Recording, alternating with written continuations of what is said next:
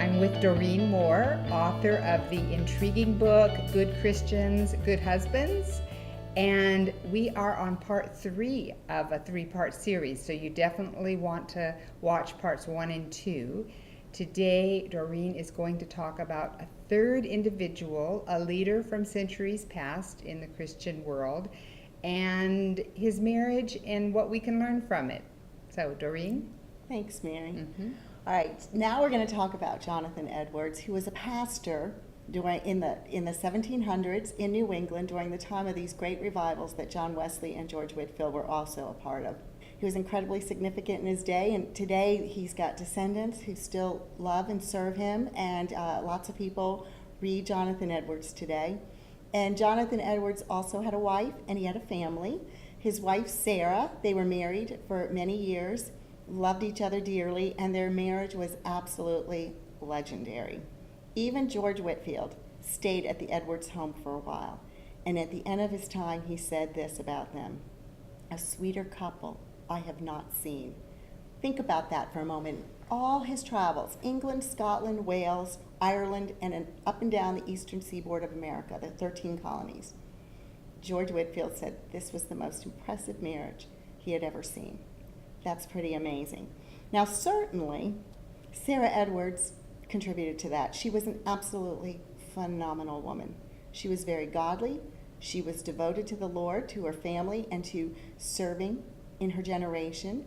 She deeply believed that her greatest contribution that she could make in her generation to the kingdom of God was to make her husband as useful, as comfortable, and as happy as possible. She was a great conversationalist. She loved to talk about God and His Word. She was hospitable. She was kind. People absolutely loved Sarah Edwards. In fact, one minister, when Jonathan Edwards was a guest preacher at another church, the minister introduced Jonathan Edwards by saying, "They say that your wife is a-going to heaven on a way shorter road than you." So she was just an amazing woman. And she had obviously the same biblical and theological convictions as her husband, and that is the foundation of their marriage. Jonathan Edwards' biblical and theological convictions about balancing marriage and ministry. And I want to start by reading a quote to you from Jonathan Edwards. Okay, I forgot to mark it. Oh, here it is. Okay. He said this: "God requires of us that we exercise the utmost watchfulness and diligence in His service. Reason teaches that it is our duty to exercise the utmost care that we may know the mind and will of God and our duty in all the branches of it, and to use our utmost diligence in everything to do it, because the service of God is the great business of our lives. It is the work which is the end of our being, and God is worthy that we should serve Him to the utmost of our power in all things." This quote for me has been very meaningful as I think about my own life and how I must know the mind and will of God in order to know how to serve God. And that's exactly what Jonathan Edwards is saying here. In every responsibility we have in lives, we must know God's will in order to be faithful to it. And so in this area, Jonathan Edwards had very strong convictions on how do you balance marriage and family and your public ministry. And the bottom line for Jonathan Edwards is that both are the work of the Lord. You are committed to your public ministry, you give 100% to it, and you are committed to your private ministry with your family. You give 100% to it. You are faithful in both. Jonathan Edwards was amazing in that. He called his family a little church. He said all families are little churches, and the father and the husband is the pastor of that church. Therefore, it was absolutely inconceivable to him that anybody would neglect their family for their public ministry. And even so, even with all that, as much as Jonathan Edwards would have said there's no dichotomy, both are the work of the Lord, you're faithful in both, I still think, based on all my research, that he would give the nudge to the family. Jonathan Edwards once wrote, "The nearer the relation, the greater is the obligation to love." And so therefore, we have a greater obligation to love our wives and our children, or in my case, a husband, than we do those in public ministry. The essence of faithfulness to God in our service to Him, to Jonathan Edwards, is summed up in one word: love. Love drives us to love our families as we ought to, and love drives us to minister to those outside of our families as well.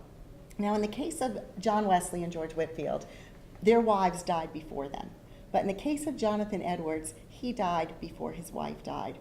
And so we get this glimpse into what she thought of this man with whom she spent her life before he died. And we know that throughout her life, she would confide in her friends that her greatest fear was losing her husband. But we have a letter she wrote right after he died. She wrote it to her daughter, her adult daughter. And we get a glimpse of her heart, how God not only sustained her in her loss, but what she thought of her husband. And we read this.